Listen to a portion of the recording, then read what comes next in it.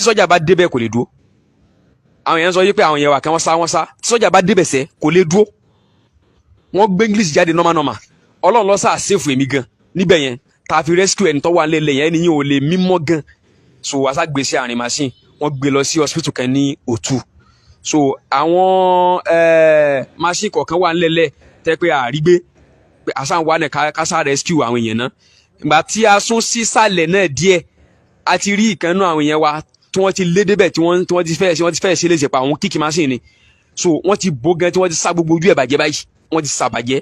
You are welcome to DriveTV. If you're new to this channel, consider subscribing so you won't miss out any of our latest video.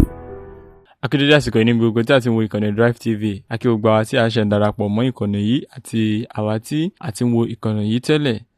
Lẹ́yìn oṣù mẹ́tàdínlógún, ẹ ṣe ká wo iye pásítọ̀, olùṣọ́ àti ìjọ tó kó sí ọwọ́ àwọn ajínigbé àti agbébọn ní orílẹ̀-èdè wa Nàìjíríà. Ọ̀pọ̀lọpọ̀ ilé ìjọsìn ni ó ti di títì pa látàrí bí ìkọlù ṣe wáyé ní orígun mẹ́rẹ̀ẹ̀rin orílẹ̀-èdè Nàìjíríà tí ọ̀pọ̀ olùṣọ́, bíṣọ̀bù, àlùfáà àti àwọn ọmọlẹ́yìn Kristi ti bọ́ sí àhámọ́ àwọn ajínigbé.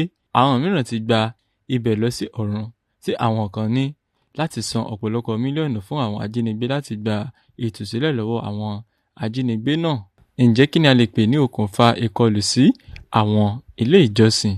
Àjọ International Society fún Civil Liberties àti àjọ The Rule of Law ní ọdún 2021 sọ pé ọdún náà jẹ́ ọdún ìbànújẹ́ fún ọ̀pọ̀lọpọ̀ ọmọlẹ́yìn Kristi lẹ́yìn tí olùṣọ́ 25 ṣe àgbákò ikú òjijì àti ìjínigbé lọ́wọ́ àwọn ajínigbé.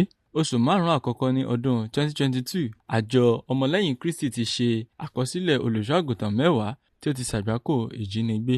Àìpẹ́ yìí ni Dáósìsì ìjọ Àgùdà ti ilẹ̀ Nàìjíríà sin òkú gbogbo àwọn tó gbẹ̀mí mì nínú ìkọlù sí ẹ̀ka ṣọ́ọ̀ṣì náà ní ìlú Ọ̀wọ̀ ní ìpínlẹ̀ Ondo. Àwọn agbésùnmọ̀mí ló ṣe kọlù sí ilé ìjọsìn St. Francis Catholic Church ní ìlú Ọ̀wọ̀ tí wọ́n sì ṣíná bolẹ̀ pẹ̀lú àdá olóró lu àwọn ọmọ ìjọ ní àsìkò tí ìsìn ń lọ lọ́wọ́ ní àyájọ́ Pentecost. Bíṣọ̀bù Dáósìsì ìjọ Àgùdà ti ìpínlẹ̀ Ondo, ìyẹn ẹni ọ̀wọ̀ Jude Arógundádé kéde pé ẹni 38 ló kú nínú ìṣẹ̀lẹ̀ ìkọlù tó wáyé ní ilé ìjọsìn náà.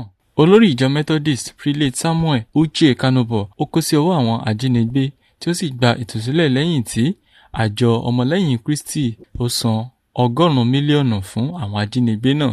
Nínú ìfọ̀rọ̀wánilẹ́nuwò ni wọ́n ti sọ pé lẹ́bàá ọ̀nà ní ìpínlẹ̀ Abia nígbà tí òun lọ sí pápákọ̀ òfurufú ni àwọn ajínigbé yọ sí òun ní ojú ọ̀nà náà. Olùṣọ́ 2 ló bọ́ sí àhámọ́ àwọn ajínigbé.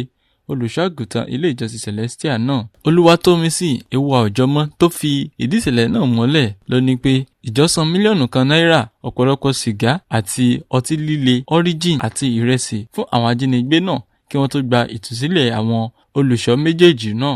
Láìpẹ́ ni iléeṣẹ́ ọlọ́pàá ní ìpínlẹ̀ Kaduna fìdí rẹ̀ múlẹ̀ pé àwọn agbébọn tún ṣe ìkọlù sí ilé ìjọsìn 2 ní ìpínlẹ̀ náà. Yàtọ̀ sí àwọn tí agbébọ̀kọ́ra náà ṣekú pa, ọ̀pọ̀lọpọ̀ sì ni wọ́n jí gbé lọ. Ìṣẹ̀lẹ̀ ìjínigbé àti jàǹbá mìíràn tún ṣẹlẹ̀ ní Òkè Ogun ní ìpínlẹ̀ Ọ̀yọ́ tí ọ̀pọ̀lọpọ̀ ọ̀dọ́ tó sì fara káásá nínú ìṣẹ̀lẹ̀ náà. A gbọ́ pé àwọn Fúlàní darandaran ni ó tún ṣe ọṣẹ́ nínú ìṣẹ̀lẹ̀ náà tí wọ́n sì ya bo Òkè Ogun ní ìpínlẹ̀ Ọ̀yọ́ tí ọ̀dọ́ 5 sì fi ara pa nínú ìṣẹ̀lẹ̀ náà. Ẹ jẹ́ ká gbọ́ láti ẹnu tí ìṣẹ̀lẹ̀ náà ṣojú tó sì dóòlà ẹ̀mí àwọn tó fara pa nínú ìṣẹ̀lẹ̀ burúkú náà.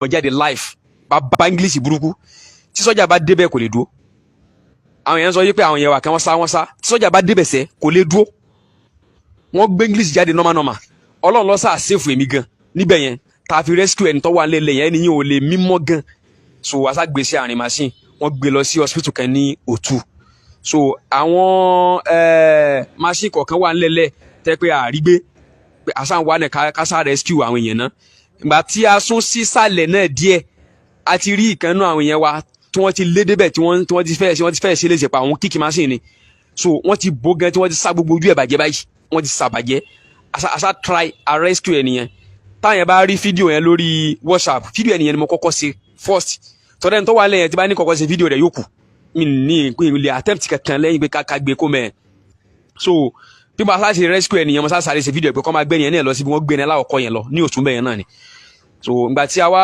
kúrò láàrin yẹn even ihun tọ́lọ́run padà fi yọ àwa tó wọ́n padà káàmpù àwa tá a ṣèfù àwọn yẹn padà káàmpù wa síbẹ̀ yẹn àwọn tí mo lè pé wọ́n káàmpù wa gan tó àwọn kan ti lọ sí ọ̀nà ẹnugbọ́ tí wọ́n ti lé àwọn yẹn lọ wọ́n tó 100 pẹ̀lú ammunition lọ́wọ́ ìbọn ọ̀pá àdá ọfà pẹ̀lú òkò gidi pẹ̀lú àáké so wọ́n ti káàmpù wa so asa try láti penetrate so ihun tọ́lọ́run tó wá fi ṣèfù wa ni pé àwọn OPC àtàwọn Àmọ̀tẹ́kùn àwọn kan ti pè wọ́n láàrin wa pé tọ̀ àwọn tó wà ní tòsí mẹ́ ìgbà tí wọ́n dé làwọn tó ráyè kó láàrin yẹn Ọlọ́run fi ṣèfù ẹ̀mí tiwa gan ó lágbára so ìgbà tá a wá kúrò ní ibẹ̀ yẹn a ní láti lọ sí ọ̀dọ̀ àwọn tí wọ́n wà ní Òtù tí wọ́n gbé lọ sí hospital ìgbà tá a débẹ̀ a bá wọn lóòótọ́ wọn ti ń tọ́jú wọn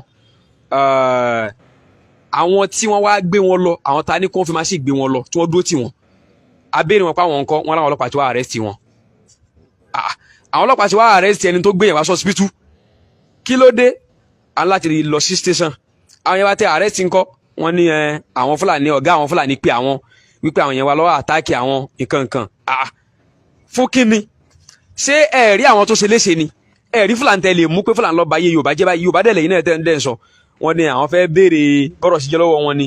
ẹ jẹ́ ká kíyèsára ní àsìkò yìí o ká sì gbìyànjú ká sọ àwọn ibi tí a ó máa lọ ká gbìyànjú láti dáàbò bo ara wa àti ilé wa ẹ ṣé tí ẹ̀ ń wo ìkànnì DriveTV fún àǹfààní àwọn àtàṣiṣẹ́ ń darapọ̀ mọ́ ìkànnì yìí ẹ jẹ́ ká subscribe sí ìkànnì yìí láti lè mọ̀ fún wa ní àwọn ìròyìn ọlọ́kan-ò-jọ̀kan ẹ ṣé tí ẹ̀ ń wò wá. Thank you for watching. If you're new to this channel, consider subscribing so you won't miss out any of our latest video. My name is Oke Ogun. I'm a video director and TV producer of Akomolowe on African Magic. Keep watching DriveTV. olólùfẹ́ DriveTV àti gbogbo ẹ̀yin tí Fẹ́mi Sola ẹ máa wo DriveTV. Keep watching DriveTV. My name is Wole Agba. Taking this time out to tell you all that you should keep watching DriveTV. What drive ẹ̀wọ̀ ní ògo ẹ̀? What drive ẹ̀wọ̀ fulfilment? What drive ẹ̀wọ̀ bí tó o bá lọ? Ó ní iṣẹ́ rìn. Ibi ni kò máa wò DriveTV. Thank you. Chloe. DriveTV, driving you around the world.